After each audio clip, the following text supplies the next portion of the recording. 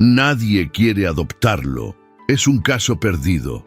La voz de doña Elvira Robles, la directora del orfanato La Esperanza, sonó con una falsa piedad que pretendía ser conmovedora, pero que en realidad destilaba un desprecio helado. La pronunció mientras señalaba con un gesto sutil a un pequeño rincón del desangelado salón principal. Allí, apartado de todos, un niño menudo de unos 7 años se aferraba a un abrigo demasiado grande para él, como si fuera su único refugio en el mundo. El destinatario de aquellas palabras era Alejandro de la Vega, un millonario cuya fortuna era tan vasta como la soledad que reflejaban sus ojos. Su traje, cortado a la perfección, y su reloj de lujo parecían fuera de lugar en medio de las paredes desconchadas y los juguetes rotos que decoraban la estancia. Alejandro asintió con una cortesía distante, acostumbrado a las tragedias ajenas, pero algo en la figura de aquel niño le impidió apartar la mirada. La visita anual de donantes era un teatro bien ensayado por doña Elvira.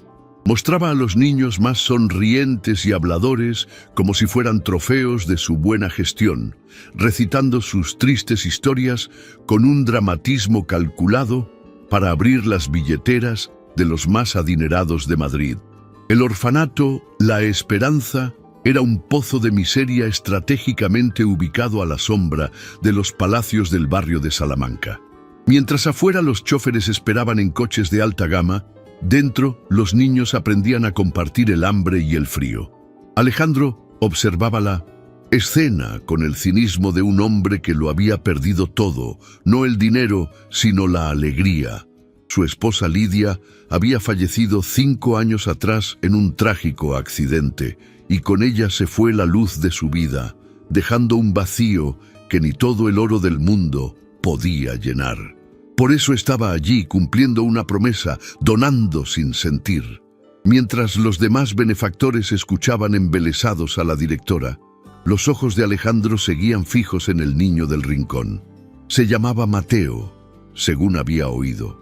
Sus ojos, enormes y asustados, parecían contener todas las penas del mundo. No jugaba, no hablaba, simplemente existía, encogido dentro de aquel abrigo gastado que parecía tragárselo.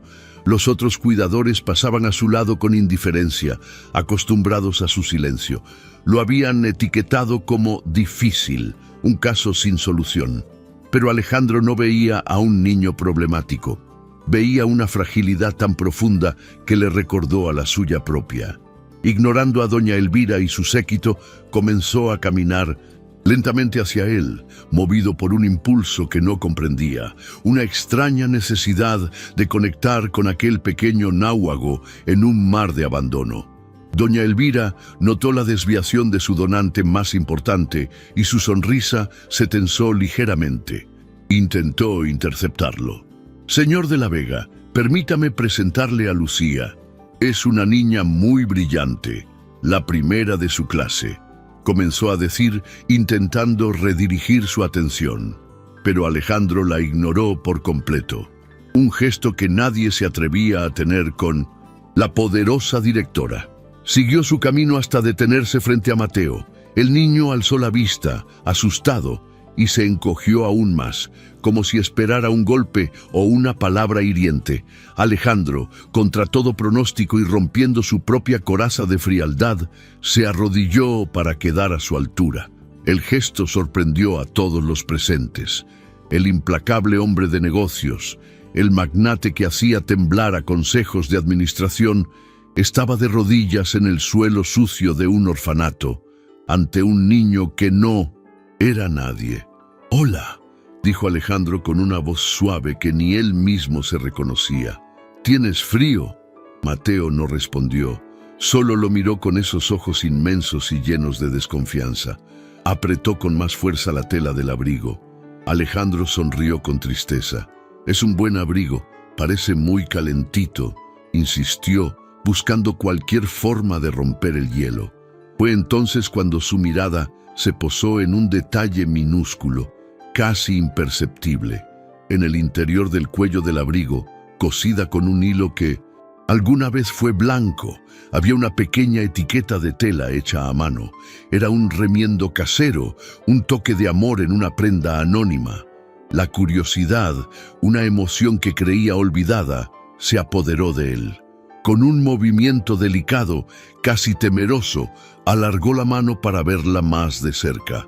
El mundo de Alejandro de la Vega se detuvo en seco en ese preciso instante. Al apartar con delicadeza la solapa del viejo abrigo, sus ojos se clavaron en la pequeña etiqueta. No era una marca de fábrica, eran unas iniciales bordadas con torpeza, pero con una claridad inconfundible. L. Umbe.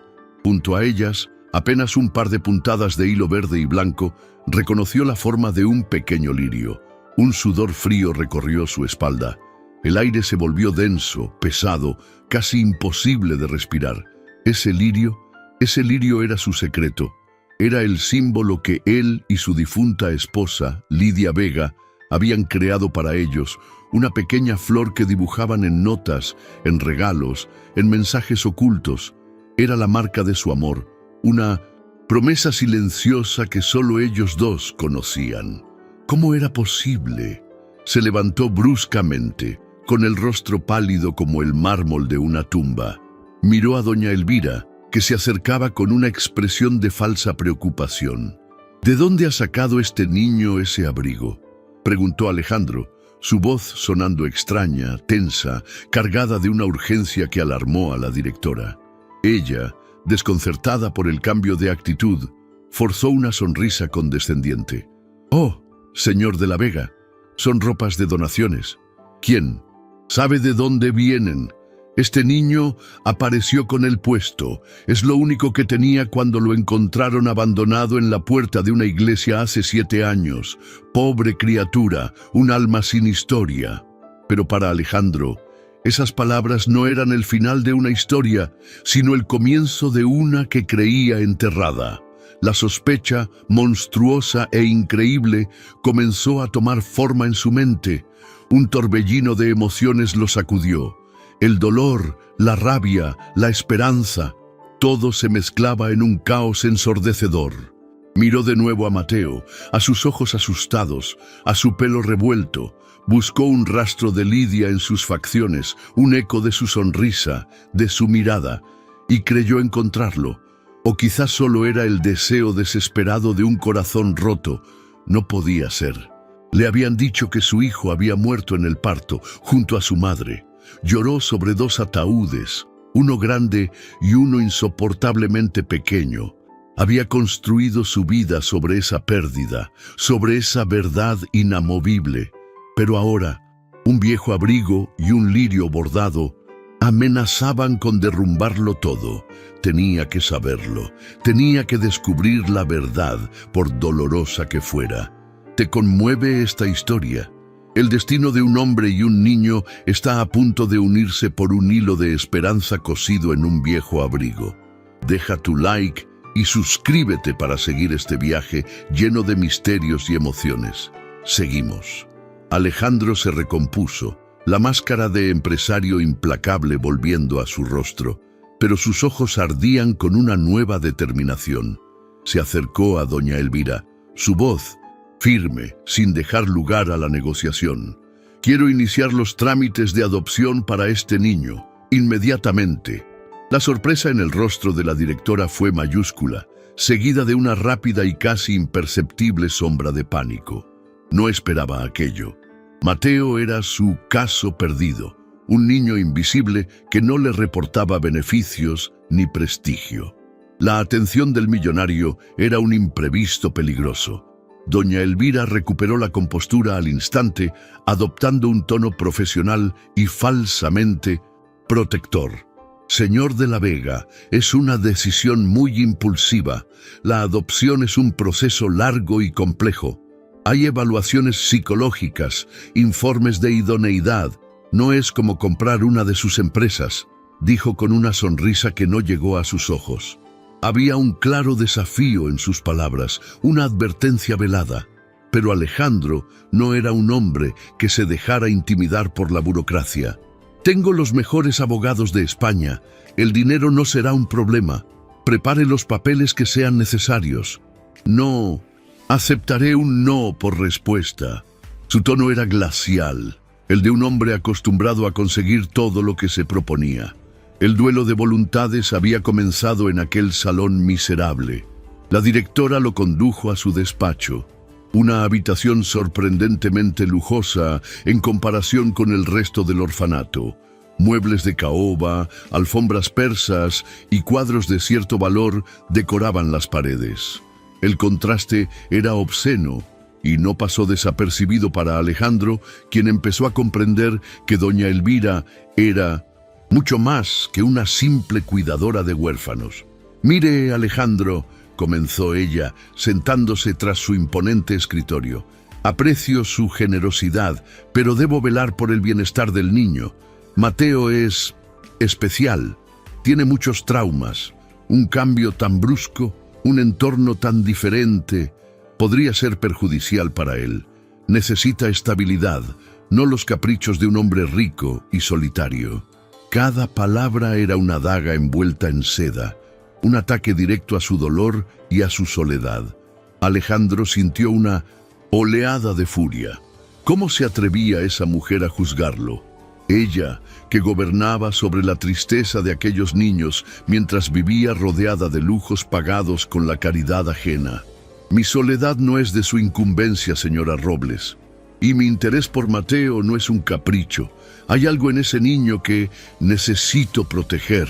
No podía revelarle la verdad, no podía hablarle del lirio ni de Lidia. Sería mostrarle su mayor debilidad. Tenía que jugar su partida con astucia. «Haré lo que sea necesario, pasaré todas sus pruebas, pero le advierto una cosa. Si intenta ponerme trabas injustificadas, si intenta obstaculizar este proceso, descubrirá por qué mi apellido es respetado y temido en el mundo de los negocios. No me subestime». La amenaza quedó flotando en el aire. Doña Elvira lo miró fijamente, sus ojos pequeños y calculadores evaluando la situación. Se dio cuenta de que no estaba tratando con un donante cualquiera. Alejandro de la Vega era un adversario formidable. Sabía que si él investigaba, podría descubrir sus pequeños desvíos de fondos, sus manejos turbios. Tenía que manejar la situación con extremo cuidado. Tenía que parecer cooperativa, mientras por debajo construía un muro de burocracia imposible de escalar. «Por supuesto, señor. Solo pienso en el bien del niño. Mañana a primera hora mis abogados se pondrán en contacto con los suyos para iniciar el protocolo estándar. Veremos si usted es el candidato apto que Mateo necesita», concluyó, acentuando la palabra apto con un matiz de veneno. Alejandro abandonó el orfanato con el corazón latiendo desbocado. La imagen del pequeño Mateo y las iniciales LV grabadas a fuego en su mente. Mientras su chofer lo conducía de vuelta a su mansión vacía, una certeza crecía en su interior, una idea tan terrible como esperanzadora. No era una coincidencia. Alguien le había mentido de la forma más cruel posible. Podría ser que su hijo, el niño que lloró y enterró simbólicamente, estuviera vivo. La sola posibilidad era un abismo que lo aterrorizaba y al mismo tiempo le daba una razón para vivir por primera vez en 5 años. Supo en ese momento que no se trataba solo de una adopción. Se trataba de recuperar su pasado, de desenterrar una verdad que alguien se había esforzado mucho en ocultar. Esa misma noche no pudo dormir. Caminaba sin rumbo por los pasillos de su enorme casa, donde cada objeto le recordaba a Lidia. Se detuvo frente a un retrato de ella, una pintura al óleo que capturaba su sonrisa radiante. «Lidia, mi amor, ¿es posible?», susurró a la imagen. «Nuestro hijo está vivo». El silencio de la mansión le devolvió un eco doloroso.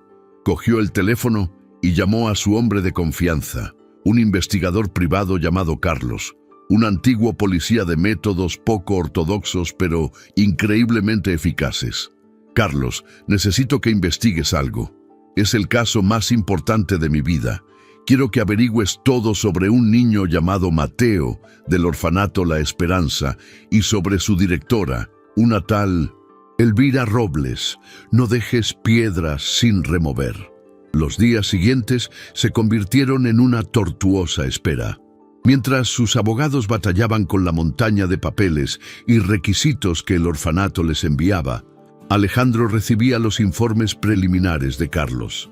La información sobre Mateo era escasa, abandonado 7 años atrás, sin partida de nacimiento, sin rastro de sus padres. Era un fantasma, pero la información sobre doña Elvira era mucho más reveladora. Llevaba una vida que no se correspondía con el sueldo de una directora de orfanato. Viajes de lujo, propiedades a nombre de familiares lejanos, gastos exorbitantes. Era evidente que las donaciones no iban únicamente a parar a los niños. La mujer tenía secretos, y Alejandro estaba dispuesto a usarlos para conseguir lo que quería. Pero lo que estaba a punto de descubrir iba más allá de la simple corrupción. Una tarde, Carlos lo llamó con voz grave. «Señor de la Vega, tengo algo. Es sobre el abrigo. He hablado con una antigua cuidadora que fue despedida hace años. Recuerda perfectamente el día que encontraron a Mateo. Dice que el niño no fue abandonado en una iglesia, como cuenta la directora. Fue entregado en la puerta del orfanato por una mujer que se cubría el rostro y que desapareció en un coche oscuro tras entregar al bebé envuelto en ese abrigo. La mujer que lo recogió fue la propia doña Elvira, quien ordenó a todo el personal que dijeran que lo habían encontrado en la iglesia de San Ginés. La primera pieza del rompecabezas encajaba y dibujaba un patrón de engaño y secretismo que apuntaba directamente a la directora. La revelación lo golpeó con la fuerza de un huracán. Doña Elvira no solo mentía sobre sus finanzas, mentía sobre el origen de Mateo. ¿Por qué? ¿Qué estaba ocultando con tanto celo? La sospecha en su corazón se transformó en una certeza ardiente. Su hijo no había muerto, se lo habían robado. Y esa mujer, esa falsa samaritana, era la clave de todo. La batalla ya no era por una adopción, era una guerra para recuperar a su hijo. Se vistió con su mejor traje, la armadura de un guerrero moderno, y se dirigió de nuevo al orfanato. Esta vez no iría como un donante benévolo, sino como un padre dispuesto a derribar cualquier muro que los separara de su sangre. La verdad estaba oculta entre aquellas paredes frías, y él la sacaría a la luz, costara lo que costara. Cuando el imponente coche de Alejandro de la Vega se detuvo de nuevo frente al orfanato La Esperanza, el aire a su alrededor parecía haberse vuelto más denso, más cargado de electricidad. Ya no era el donante melancólico que vagaba sin rumbo, era un depredador que había olido la sangre de una mentira. Al bajar del vehículo, su chofer notó el cambio. La espalda más recta, la mandíbula apretada, una mirada de acero que no había visto desde los días más duros en la bolsa. Ignoró a los cuidadores que salieron a recibirle con sonrisas nerviosas y se dirigió directamente hacia la puerta, cada paso resonando en el patio silencioso como el preludio de una tormenta. No venía a donar dinero, venía a reclamar una vida, la de su hijo, y a destruir a quien se la había robado. La guerra había comenzado. Doña Elvira lo esperaba en su despacho, sentada como una reina en su trono de caoba. Su sonrisa era una máscara de amabilidad, pero sus ojos no podían ocultar un destello de cautela. «Señor de la Vega, qué inesperada visita. ¿Ha reconsiderado su impulsiva decisión?», preguntó con un tono que pretendía ser maternal, pero que goteaba veneno. Alejandro no se sentó. Se quedó de pie, dominando la habitación con su presencia. «No he reconsiderado nada, señora Robles. De hecho, he venido a acelerar las cosas.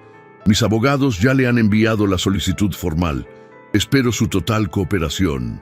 Su voz era fría y cortante, sin dejar espacio para la manipulación. Elvira sintió un escalofrío. Aquel hombre ya no era una presa fácil, era un cazador. Y ella, por primera vez en mucho tiempo, se sintió como la sorpresa. La cooperación, por supuesto, siempre está garantizada cuando se trata del bienestar de mis niños, respondió Elvira, hojeando unos papeles sobre su escritorio para evitar su mirada. Sin embargo, el equipo de psicólogos ha expresado ciertas preocupaciones. El expediente de Mateo es complejo. Sugieren un periodo de adaptación, visitas supervisadas muy breves y, por supuesto, un análisis exhaustivo de su situación emocional. La pérdida de su esposa, su soledad, son factores que debemos considerar con extrema delicadeza. Era un ataque directo, una forma de decirle que usaría su dolor en su contra. Alejandro apretó los puños, pero mantuvo la calma. Haga lo que tenga que hacer. Cumpliré con todos sus requisitos, pero no se equivoque. No voy a rendirme, no con este niño. Los días que siguieron se convirtieron en una guerra de trincheras burocráticas. Los abogados de Elvira, un bufete caro y sin escrúpulos, enviaban informes interminables, solicitudes de documentos absurdos y retrasaban cada paso con una maestría exasperante. Alegaban la inestabilidad emocional de Mateo, describiendo crisis de ansiedad que Alejandro sospechaba eran inventadas o provocadas. Están construyendo un caso para declararte no apto, Alejandro, le advirtió su abogado, un hombre curtido en 1000 batallas legales. Presentan a Mateo como un niño de cristal que podría romperse con solo mirarlo, y a ti como un millonario obsesionado que busca un reemplazo para su familia perdida. Es una estrategia sucia, pero puede ser efectiva ante un juez. Alejandro escuchaba, su frustración creciendo como una marea. Mientras tanto, Carlos, su investigador, trabajaba en las sombras. Se sumergió en el pasado de Elvira Robles, descubriendo una red de testaferros y cuentas en paraísos fiscales. Pero el rastro del dinero era una cosa. Conectar a Elvira con el nacimiento de Mateo era mucho más difícil. Los registros del hospital donde Lidia había dado a luz eran impecables, casi demasiado perfectos. El certificado de defunción del bebé estaba firmado por un médico reputado que había fallecido un año después. Todo parecía un callejón sin salida. «Hay algo que no encaja, jefe», le dijo Carlos por teléfono. «Es como si alguien hubiera limpiado cada huella, cada posible cabo suelto. Quienquiera que organizó esto era un profesional, pero todo profesional comete un error. Solo tengo que encontrarlo». Alejandro consiguió por fin la primera visita supervisada.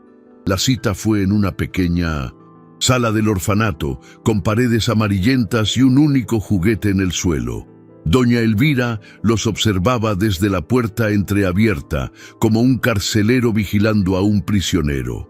Mateo estaba sentado en una silla, encogido dentro de su abrigo, sin atreverse a levantar la vista.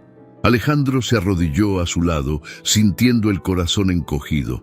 «Hola, Mateo, soy Alejandro», dijo con voz suave. El niño no respondió, solo se aferró más a la tela gastada. «Me gusta mucho tu abrigo», continuó Alejandro, intentando encontrar un punto de conexión. Fue entonces cuando Mateo susurró, tan bajo que casi no se le oyó. «Mi mamá me lo hizo, dijo que volvería a por mí». Aquellas palabras fueron una daga y un bálsamo para Alejandro. Su hijo la recordaba, o al menos recordaba su promesa.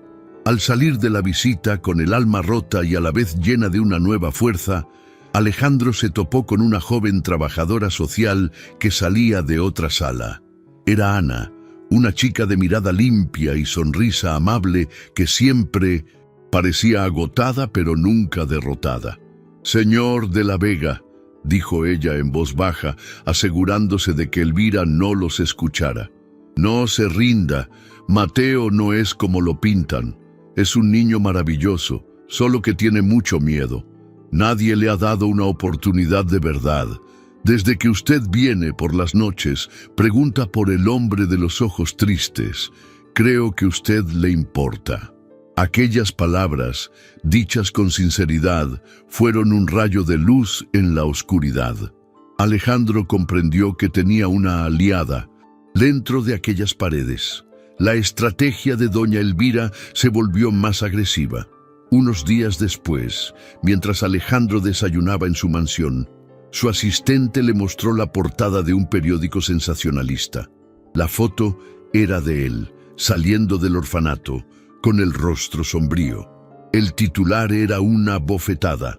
El millonario atormentado, Alejandro de la Vega, intenta comprar un hijo para reemplazar al que perdió. El artículo, lleno de medias verdades y citas anónimas del entorno del orfanato, lo pintaba como un hombre desequilibrado, un caprichoso que usaba su fortuna para jugar con la vida de un niño vulnerable. La filtración era obvia. Era la mano de Elvira, moviendo sus hilos en la prensa para destruir su reputación y su caso antes de que llegara a un juzgado. La humillación pública lo enfureció, pero también le hizo comprender la magnitud del poder de su enemiga. No solo controlaba el orfanato, sino que también tenía influencia en los medios. Estaba dispuesto a todo para proteger sus secretos. Alejandro llamó a su equipo de relaciones públicas. Quiero que preparen un comunicado, nada de ataques, solo mi verdad, mi compromiso con el bienestar de un niño al que el sistema ha fallado. Vamos a contraatacar con dignidad, no con barro. Sabía que la opinión pública era un campo de batalla crucial. No podía permitir que la narrativa de Elvira se convirtiera en la única verdad. Tenía que luchar en todos los frentes, el legal, el mediático y, el más importante, el emocional. El día de la primera vista preliminar en el juzgado llegó. Era un trámite para establecer los siguientes pasos del proceso de adopción. Los pasillos del edificio estaban llenos de abogados y funcionarios apresurados. Alejandro esperaba junto a su letrado cuando vio a doña Elvira acercarse con su abogado a su lado. Pasó junto a él y, fingiendo un tropiezo, se detuvo a su lado. Su voz fue un susurro venenoso, inaudible para los demás. Usted está enfermo de dolor, señor de la Vega. Se está aferrando a una fantasía. Deje a ese niño en paz, o me encargaré personalmente de que todo el mundo, incluido el juez, crea que ha perdido la cabeza. No tiene nada que hacer contra mí. La amenaza fue tan directa y cruel que lo dejó sin aliento por un instante.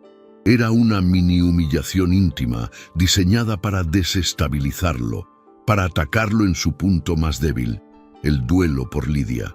Por un momento, la duda lo asaltó. ¿Y si ella tenía razón? ¿Y si solo era un loco persiguiendo fantasmas? Pero entonces recordó los ojos de Mateo, su susurro sobre su madre, el lirio bordado en el abrigo. No, no era una fantasía. Era una verdad enterrada bajo capas de mentiras. Levantó la cabeza y miró a Elvira con una frialdad que la sorprendió. Puede intentarlo, señora Robles, pero le aseguro que la verdad es más fuerte que sus mentiras. Y yo la encontraré. La batalla de voluntades se había librado en un susurro, en un pasillo anónimo, y ninguno de los dos estaba dispuesto a ceder. Días después, Elvira convocó una reunión de urgencia con el Consejo Directivo del Orfanato, un grupo de personalidades influyentes de la alta sociedad madrileña a quienes ella manipulaba con maestría. Alejandro fue convocado, sabiendo que era una trampa, pero no podía negarse a asistir. La sala de juntas era opulenta, con una larga mesa de madera pulida y retratos de antiguos benefactores en las paredes. Todos lo miraban con una mezcla de curiosidad y desaprobación. Elvira tomó la palabra, su voz cargada de una falsa y dramática preocupación.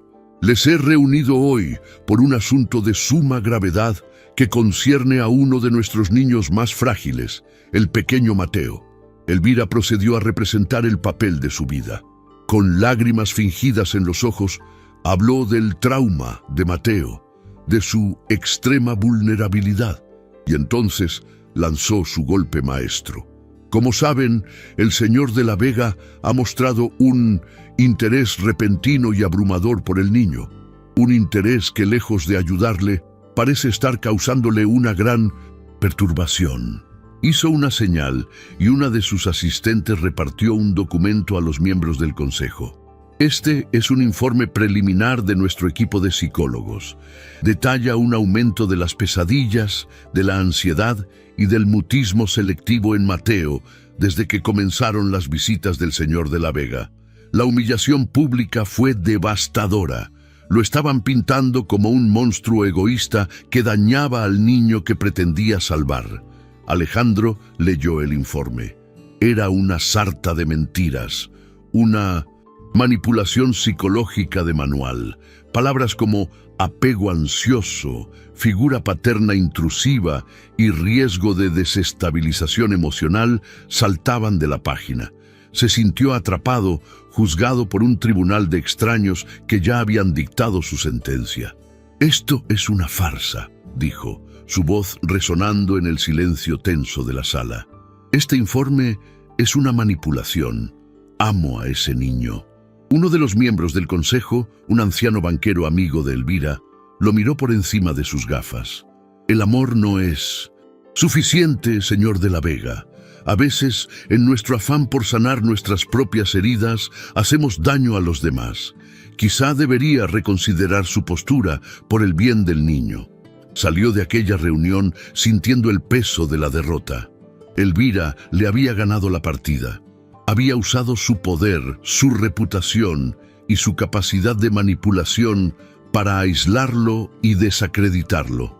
Se sentó en su coche, sin dar orden al chofer, sintiendo una impotencia que no había experimentado ni en las peores crisis empresariales. Estaba perdiendo a su hijo por segunda vez. El teléfono sonó, sacándolo de su abatimiento. Era Carlos, su investigador. «Jefe, creo que tengo algo grande». La enfermera que firmó el informe de la autopsia del médico que certificó la muerte de su hijo. Se llama Marta. Se jubiló anticipadamente justo después de aquello. Vive en un pequeño pueblo de la Sierra de Guadarrama. He hablado con su vecina. Dice que Marta vive atormentada por un secreto. Creo que es nuestra pieza clave. Una chispa de esperanza se encendió en medio de la oscuridad. Una testigo, una persona que estuvo allí, que sabía la verdad. Ve a buscarla, Carlos. Ofrécele lo que sea: protección, dinero, una nueva vida. Necesito que hable. Su testimonio puede derribarlo todo», ordenó Alejandro, su voz recuperando la firmeza. De repente la partida había vuelto a cambiar. Elvira había ganado una batalla, pero él acababa de encontrar el arma para ganar la guerra. Ahora necesitaba una prueba irrefutable, algo que ni los abogados más astutos ni los medios más comprados pudieran desacreditar. Necesitaba una prueba de ADN. Pero, ¿cómo conseguir una muestra de Mateo sin levantar las sospechas de Elvira? La respuesta llegó de la mano de su inesperada aliada. Al día siguiente, visitó el orfanato para su siguiente visita supervisada, sintiendo los ojos de todos los cuidadores clavados en él. Ana, la trabajadora social, se cruzó con él en el pasillo. Mientras pasaba a su lado, Lenose deslizó un pequeño sobre en el bolsillo de la chaqueta, un gesto tan rápido y discreto que nadie lo notó. «El abrigo», susurró ella sin detenerse. Se le cayeron algunos cabellos mientras jugaba. «No sé si le servirán de algo». Alejandro sintió el corazón latir con fuerza. Dentro del sobre había un par de cabellos oscuros. Era el eslabón que le faltaba, la prueba definitiva. Ahora tenía un camino, un plan. Lo más fuerte está por venir. La verdad estaba a punto de salir a la luz y lo haría de la forma más espectacular posible. Quédate hasta el final. Con la muestra de ADN en un laboratorio de máxima confianza y la esperanza puesta en el viaje de Carlos a la sierra, Alejandro comenzó a tejer su contraataque. Ya no se trataba de defenderse, sino de preparar la ofensiva final. Se enteró de que la gala benéfica anual del orfanato, el evento social más importante para doña Elvira, se celebraría en 2 semanas. Era su noche de gloria, el momento en que se pavoneaba frente a la élite de Madrid, recaudando millones mientras se presentaba como una santa. Este año, además, iba a recibir el premio Altruista del Año. Alejandro sonrió con amargura. Sería el escenario perfecto. El teatro de su coronación se convertiría en el patíbulo de su caída. Los días siguientes fueron una agonía de espera y preparación. Los resultados del ADN tardarían 1 semana. Mientras, Carlos le informaba de sus avances con la enfermera. Es difícil, jefe. Está aterrorizada. Menciona a gente poderosa. Amenazas a su familia. Dice que Elvira no estaba sola en esto, que formaba parte de una red, pero tiene remordimientos. La culpa la está consumiendo. Creo que está a punto de romperse. Necesita un último empujón, una garantía de que estará a salvo. Alejandro le dio carta blanca. Dale esa garantía. Pon a mi equipo de seguridad a su disposición.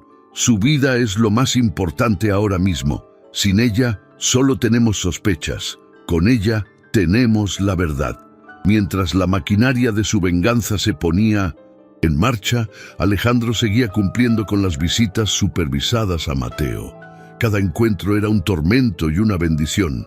Ver a su hijo tan cerca y a la vez tan lejos le partía el alma. Pero en cada visita notaba un pequeño cambio. Mateo ya no rehuía su mirada por completo. A veces incluso le dirigía una tímida sonrisa. Un día, mientras le leía un cuento, el niño apoyó su cabeza en el brazo de Alejandro por un instante. Fue un gesto minúsculo, pero para Alejandro significó el mundo entero. Era la prueba de que el vínculo entre ellos era real, una conexión de sangre y de alma que ninguna mentira podía romper. Aquello le dio la fuerza final que necesitaba. Una noche recibió 2 llamadas que lo cambiaron todo. La primera era del laboratorio. Señor de la Vega, tenemos los resultados. La compatibilidad es del 99,99%. No hay ninguna duda. El niño es su hijo biológico. Alejandro cerró los ojos, dejando que una lágrima de alivio y dolor rodara por su mejilla. Era real. Mateo era su hijo, su pequeño. La segunda llamada fue de Carlos, su voz vibrando de emoción. Lo tengo, jefe. Marta ha aceptado hablar. Y no solo hablar. Quiere contarlo todo delante de una cámara. Quiere limpiar su conciencia. Dice que lleva 7 años viviendo en un infierno. La traemos a Madrid mañana mismo, con máxima seguridad. El plan estaba completo. Tenía el testimonio y la prueba científica. Tenía la verdad. Alejandro miró la lujosa invitación para la gala benéfica que descansaba sobre su escritorio. El nombre de doña Elvira Robles brillaba en letras doradas.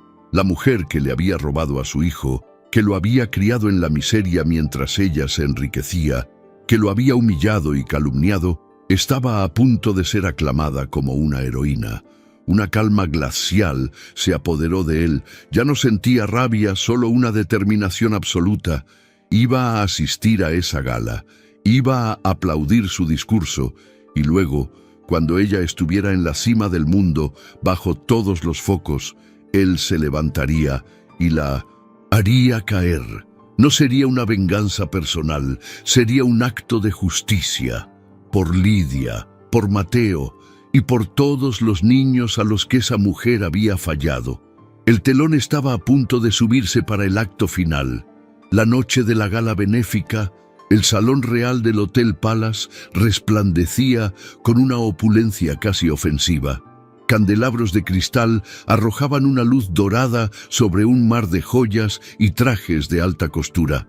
La élite de Madrid se había congregado para celebrar la generosidad, un concepto que, en Aquel círculo a menudo se medía más en prestigio que en compasión. En el centro de todo, como una araña en su tela de seda, se encontraba doña Elvira Robles. Vestida con un elegante traje de noche de color borgoña, su sonrisa era una obra de arte de la hipocresía, saludando a banqueros, políticos y aristócratas con una humildad perfectamente ensayada. Nadie podía imaginar la oscuridad que se escondía tras esa fachada de santidad. Alejandro de la Vega observaba la escena desde una discreta mesa. En el fondo, su smoking impecable era una armadura y su rostro una máscara de hielo. El maestro de ceremonias, un famoso presentador de televisión, subió al estrado. Y ahora es un honor para mí presentar a la mujer cuyo corazón es tan grande como esta ciudad, el alma del orfanato La Esperanza, la próxima galardonada con el premio Altruista del Año, doña Elvira Robles. La sala estalló en un aplauso atronador. Elvira subió al escenario, fingiendo una modesta sorpresa, secándose una lágrima inexistente del rabillo del ojo. Se acercó al micrófono y el silencio se hizo expectante. Alejandro sintió una náusea amarga. El mundo entero estaba a punto de aplaudir a la mujer que le había robado la vida, que había condenado a su propio hijo a 7 años de abandono y soledad. Apretó el pequeño control remoto que ocultaba en su mano, su pulgar rozando el botón que lo iniciaría todo. Gracias, gracias de corazón, comenzó Elvira, su voz temblando con una emoción calculada. Este premio no es para mí, es para ellos, para mis niños, esos pequeños ángeles que la vida ha golpeado con demasiada fuerza. Niños como el pequeño Mateo, un alma herida a la que algunos, con sus fortunas y sus caprichos, ven como un objeto que se puede comprar para llenar sus vacíos existenciales. La indirecta fue tan clara que varias cabezas se giraron discretamente hacia Alejandro. Pero yo sé que no es así. Yo sé que cada niño es un tesoro que requiere paciencia, amor y sobre todo un entorno estable, lejos de impulsos egoístas. Por ellos, por mis niños, seguiré luchando cada día de mi vida. Terminó su discurso con los brazos abiertos, como una mártir recibiendo su corona. La ovación fue ensordecedora. Mientras los aplausos alcanzaban su punto álgido y el presentador se acercaba a ella con el brillante trofeo en las manos, las luces principales del salón parpadearon y se atenuaron drásticamente, dejando solo los focos del escenario encendidos. Un silencio confuso se extendió por la sala. Desde la oscuridad lateral del escenario, una figura alta y decidida avanzó hacia el centro. Era Alejandro de la Vega. El murmullo se convirtió en un jadeo colectivo. Doña Elvira se giró, su sonrisa congelada en una mueca de incredulidad y furia. «¿Qué significa esto? ¡Seguridad!», gritó, su voz perdiendo por primera vez su tono meloso. «Saquen a este hombre de aquí inmediatamente. Está interrumpiendo un acto privado». 2 guardias de seguridad comenzaron a subir las escaleras, pero se detuvieron cuando Alejandro levantó la mano. «No se molesten», dijo Alejandro, su voz amplificada por un micrófono de solapa que llevaba oculto. Sonaba tranquila, pero tenía el filo del acero. «Solo he venido a añadir una pequeña coda a la conmovedora historia de la señora Robles. Ha hablado usted de tesoros, Elvira. Yo he venido a reclamar el que usted me robó hace 7 años». Elvira soltó una risa nerviosa y forzada. «Este hombre ha perdido la cabeza, está obsesionado. Su dolor le ha hecho perder el juicio, como ya advertía el consejo». Se dirigió a la audiencia, buscando su complicidad. «Les pido disculpas por este lamentable espectáculo. Es la triste consecuencia de un hombre que no acepta la realidad». Pero Alejandro no la miraba a ella. Miraba a la gigantesca pantalla que servía de fondo al escenario, y con un clic del control remoto, el rostro sonriente de Elvira desapareció. En su lugar, apareció la imagen de una mujer anciana, sentada en una modesta cocina. Tenía el rostro surcado de arrugas y los ojos enrojecidos por el llanto. Era Marta, la enfermera jubilada. Un silencio sepulcral cayó sobre el salón. La voz de la mujer, temblorosa pero clara, llenó el espacio. Mi nombre es Marta Rivas. Fui enfermera jefe en la maternidad de O'Donnell durante 30 años. Hace 7 años atendí el parto de la señora Lidia Vega. Al oír el nombre de su esposa, Alejandro cerró los ojos un instante. Elvira se quedó petrificada, su rostro volviéndose del color de la cera.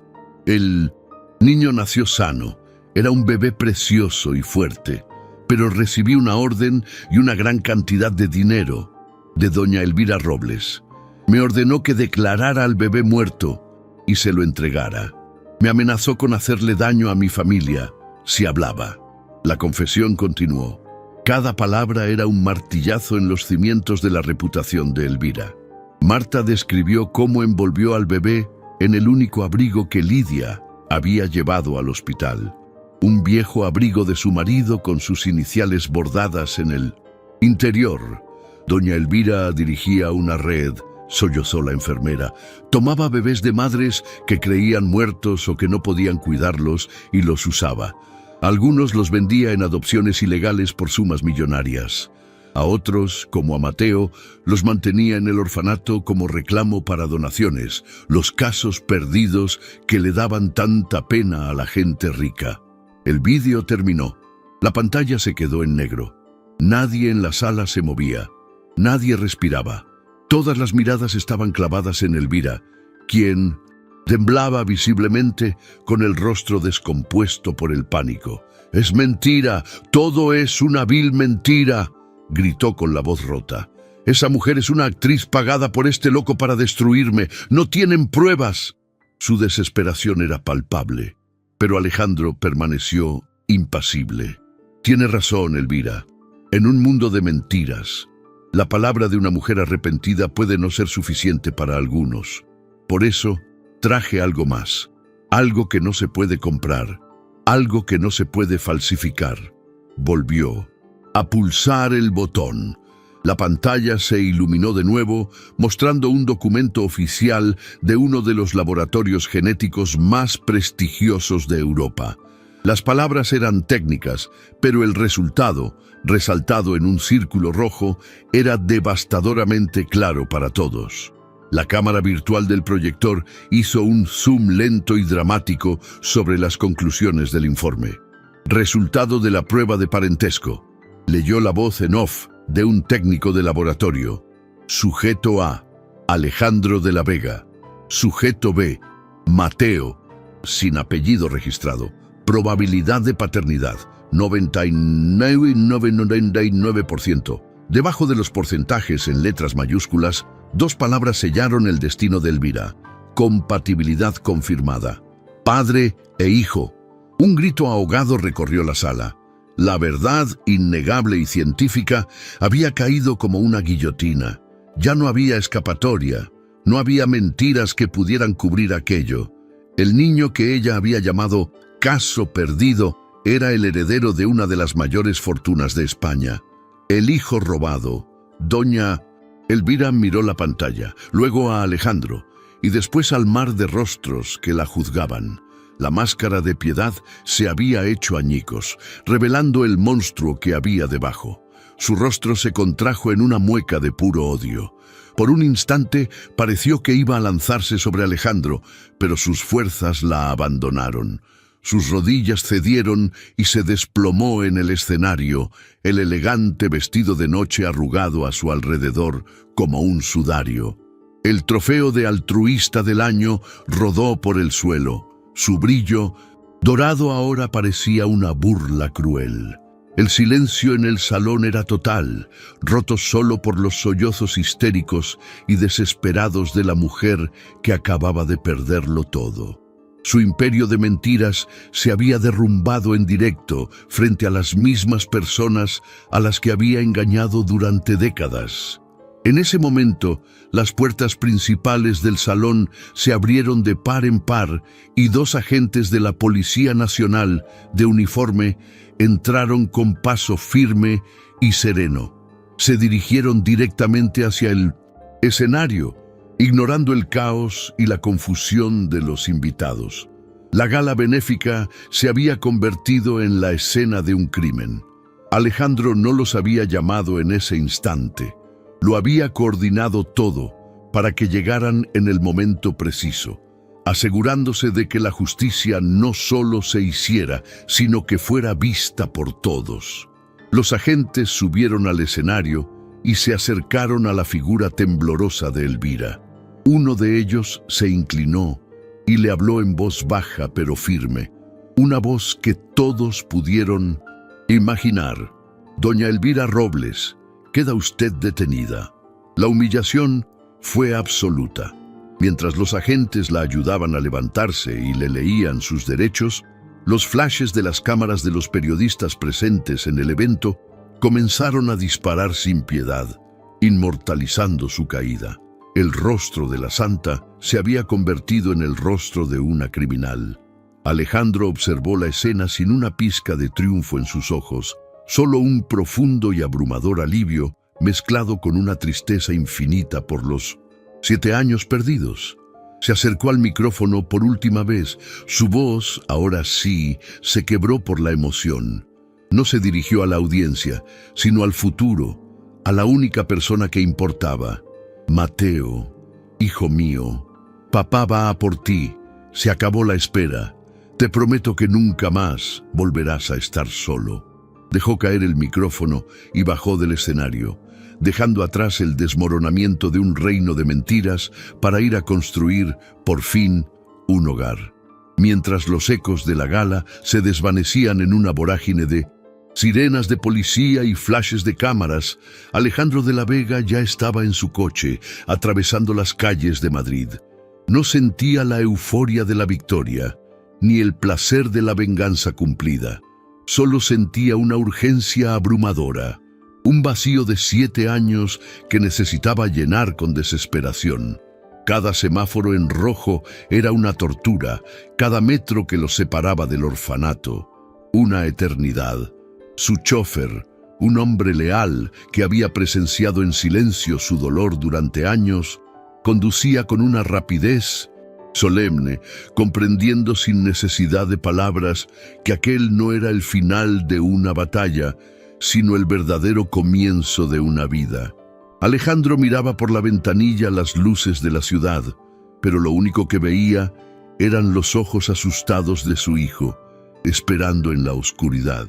Al llegar al orfanato, La Esperanza, el lugar parecía sumido en un caos silencioso. Algunos cuidadores, leales a Elvira, lo miraron con odio. Otros, con una mezcla de miedo y alivio. En la puerta, bajo la tenue luz de un cinto farol, lo esperaba Ana, la joven trabajadora social. Su rostro mostraba el cansancio de una noche interminable, pero sus ojos brillaban con una luz de esperanza que Alejandro no le había visto nunca. Está en la pequeña sala de juegos. No entiende lo que pasa, solo sabe que todo el mundo está alterado, le dijo en voz baja. Le he dicho que un amigo vendría a buscarlo para llevarlo a un lugar seguro, a su verdadero hogar. Alejandro asintió, incapaz de articular palabra. Su gratitud hacia aquella mujer valiente era inmensa. Cruzó el umbral, dejando atrás el mundo de las mentiras para siempre. Allí estaba él, sentado en una pequeña silla de plástico, con su inseparable abrigo puesto a pesar del calor de la habitación. Mateo levantó la vista cuando Alejandro entró, y su pequeño cuerpo se tensó, preparado para la incertidumbre. Alejandro se acercó despacio, como si se acercara a un pájaro herido, y se arrodilló frente a él, tal como lo había hecho la primera vez. Sus ojos se llenaron de lágrimas que ya no intentó contener. «Mateo», comenzó, su voz rota por la emoción, «¿recuerdas que me contaste que tu mamá te hizo este abrigo y que prometió volver a por ti?» El niño asintió tímidamente. aferrándose a la tela gastada como si fuera su único ancla en el mundo. La verdad era tan grande y tan pesada que Alejandro temía que pudiera romper aquel frágil momento. «Ella no pudo volver, mi pequeño», continuó Alejandro, tomando con delicadeza una de las manitas del niño. «Pero me envió a mí, porque tu mamá, Lidia, ella era mi esposa, y tú, Mateo, tú eres nuestro hijo». Las palabras flotaron en el aire, cargadas de un peso increíble. Mateo lo miró, sus grandes ojos recorriendo el rostro de Alejandro, buscando una verdad que su pequeño corazón apenas podía empezar a comprender. «¿Mi papá?», susurró, la palabra sonando extraña y nueva en sus labios. Alejandro no pudo más. Sollozó, un sonido profundo y liberador que venía del alma. «Sí, mi vida, soy tu papá. Y he venido a llevarte a casa. Te he encontrado. Por fin te he encontrado». El viejo abrigo se deslizó de los hombros de Mateo y cayó al suelo, como si una armadura innecesaria se hubiera desprendido. Por primera vez, Mateo no se encogió. Se inclinó hacia adelante y rodeó el cuello de Alejandro con sus delgados brazos. Fue un abrazo torpe, frágil, pero para Alejandro fue el ancla que había estado buscando durante 5 años de deriva. Sintió el pequeño corazón de su hijo latiendo contra el suyo. Un milagro rítmico que borraba todo el dolor, toda la soledad. Lo estrechó contra su pecho, inhalando el aroma de su cabello, memorizando el peso de su cuerpo, recuperando en un instante un universo de sensaciones que le habían sido robadas. «Se acabó, mi niño. Se acabaron el miedo y la soledad.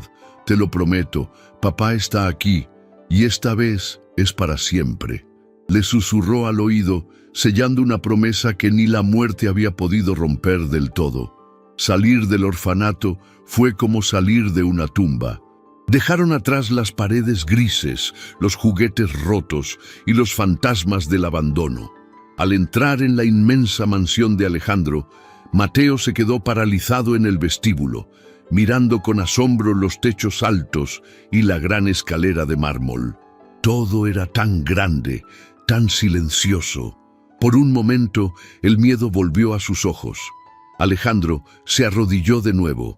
«Esta es tu casa ahora, Mateo, nuestra casa». Lo tomó de la mano y lo guió por los pasillos, mostrándole un hogar que había estado vacío y sin alma durante demasiado tiempo. La última puerta que abrió fue la de su nueva habitación. Estaba llena de juguetes nuevos, libros de cuentos y una cama que parecía una nube. En la pared, presidiendo la estancia, había un hermoso retrato de una mujer con una sonrisa radiante. «Ella es mamá, es Lidia», dijo Alejandro con ternura. Las semanas siguientes fueron un torbellino de cambios. Mientras la justicia seguía su curso y la red de Elvira Robles era desmantelada pieza por pieza, Alejandro dedicó cada segundo a su hijo. Juntos dieron los primeros y torpes pasos para construir una relación. Hubo silencios, momentos de desconfianza y pesadillas nocturnas que solo se calmaban con un abrazo de padre. Pero también hubo las primeras risas, las primeras preguntas curiosas, los primeros paseos por el parque donde Mateo descubrió la alegría de correr sin miedo. Alejandro aprendió a hacer el desayuno, a leer cuentos con diferentes voces y a curar rodillas raspadas. Dejó de ser el implacable hombre de negocios para convertirse simplemente en papá. Y en ese proceso no solo estaba sanando a su hijo, sino que también estaba sanando su propio corazón roto. Fiel a su palabra, Alejandro usó su fortuna y su influencia no para destruir, sino para reconstruir. Compró el edificio del antiguo orfanato, que había sido clausurado por las autoridades. Despidió a todo el personal cómplice de Elvira y contrató a un nuevo equipo de profesionales, liderado por Ana, cuya integridad y amor por los niños eran su mejor carta de presentación. Durante meses, el lugar fue sometido a una transformación radical. Las paredes grises fueron pintadas de colores vivos. Los dormitorios tristes se convirtieron en espacios acogedores y el patio de cemento se transformó en un jardín lleno de flores y juegos. Ya no era un lugar de espera y desesperanza. Se estaba convirtiendo en un verdadero hogar para quienes no lo tenían. El día de la reinauguración fue un evento sencillo y emotivo, lejos de la opulencia de las galas del pasado. No había prensa sensacionalista ni políticos buscando una foto. Solo estaban los niños, el nuevo personal y algunos donantes genuinamente comprometidos. Alejandro, con Mateo a su lado, desveló la nueva placa que colgaba en la entrada. Las letras doradas brillaban bajo el sol. Centro Infantil Lidia Vega. Era un homenaje a la mujer cuyo amor había sido la primera semilla de todo aquello. Un faro de luz que ni la más oscura de las mentiras había podido extinguir. Este lugar lleva el nombre de mi esposa, dijo Alejandro a los presentes, porque ella creía que cada niño es un tesoro y que el amor es el único legado que verdaderamente importa, y esa será la única misión de este centro. Si esta historia te tocó el corazón, comparte para que llegue a más personas y para que la luz de la esperanza nunca se apague para los más vulnerables. La creación del centro fue solo el primer paso. Alejandro estableció la Fundación Lidia Vega, dotándola de fondos suficientes para garantizar su labor a perpetuidad. Su objetivo no era solo gestionar el centro, sino cambiar el sistema desde dentro. La fundación creó un equipo de abogados para luchar contra las redes de adopción ilegal. Financió programas de apoyo psicológico para niños traumatizados y estableció un sistema de becas para asegurar que cada niño que pasara por el centro tuviera la oportunidad de ir a la universidad y cumplir sus sueños. Alejandro ya no trabajaba para amasar una fortuna, sino para invertirla en futuros, en sonrisas, en vidas salvadas. En todo este proceso, Ana se convirtió en su pilar fundamental. Trabajaban codo con codo, compartiendo no solo proyectos y reuniones, sino también confidencias y sueños. Alejandro admiraba su fuerza, su pasión inquebrantable y la ternura con la que trataba a cada niño, especialmente a Mateo, a quien había ayudado a adaptarse a su nueva vida con una paciencia infinita. Un atardecer, mientras observaban a los niños jugar en el nuevo jardín, Ana le sonrió. «Lidia estaría muy orgullosa de ti, Alejandro». Él la miró y por primera vez en muchos años sintió que su corazón estaba listo para volver a amar. «Creo que lo está», respondió, tomando su mano con una naturalidad que sellaba un futuro compartido, un amor nacido de las cenizas del dolor y florecido en el jardín de la esperanza. 5 años después, el Centro Infantil Lidia Vega era un referente nacional. Las paredes estaban cubiertas de dibujos infantiles y fotos de finales felices. Más de 1.500 adopciones seguras se habían tramitado bajo su supervisión, creando cientos de familias donde antes solo había vacío. Aquella tarde soleada se inauguraba un nuevo pabellón de artes y música, financiado íntegramente por la Fundación. Alejandro, con algunas canas más, pero con una serenidad en la mirada que el dinero nunca le había dado, estaba de pie junto a Ana, ahora su esposa.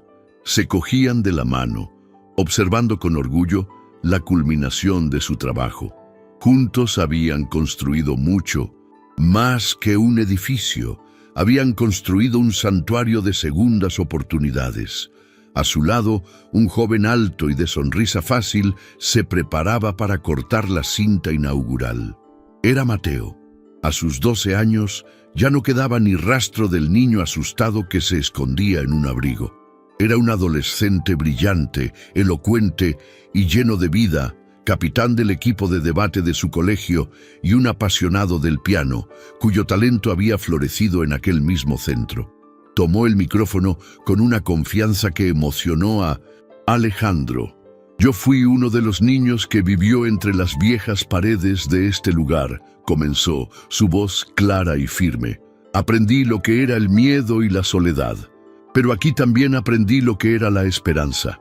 Gracias a mi padre, a Ana, mi segunda mamá y a todos ustedes, este lugar ya no es un refugio de tristeza, sino una fábrica de sueños. Tras cortar la cinta entre aplausos, Mateo se acercó a una placa de bronce recién instalada en la entrada del nuevo pabellón. Pasó los dedos por las letras grabadas y leyó en voz alta para que todos lo oyeran. En honor a todos los niños cuya voz merece ser escuchada. Al terminar, miró a su padre, y en sus ojos se reflejaba un universo de gratitud y amor. Alejandro le puso una mano en el hombro, un gesto lleno de orgullo y de la profunda conexión que habían forjado. Había recuperado a su hijo, pero en el camino había encontrado una familia mucho más grande y un propósito que daba sentido a cada uno de los días que le habían sido arrebatados. La justicia no solo había sido servida, sino que se había transformado en un legado de amor. La tarde cayó suavemente sobre el jardín del centro. Mientras los invitados recorrían las nuevas instalaciones, Alejandro, Ana y Mateo se quedaron un momento a solas, observando a un grupo de niños pequeños que reían a carcajadas mientras perseguían una pelota. El sonido de sus risas era la música más hermosa del mundo, la prueba viviente de que la bondad podía triunfar sobre la maldad. Ana apoyó la cabeza en el hombro de Alejandro y Mateo se acercó, abrazando a ambos. Ya no eran tres piezas rotas de un puzzle, sino una familia sólida, unida por lazos de sangre y de elección. El valor de un niño no tenía precio, y ellos habían dedicado su vida a demostrarlo. En la sonrisa de Mateo, en el brillo de los ojos de Ana y en la paz del corazón de Alejandro, Lidia Vega vivía para siempre.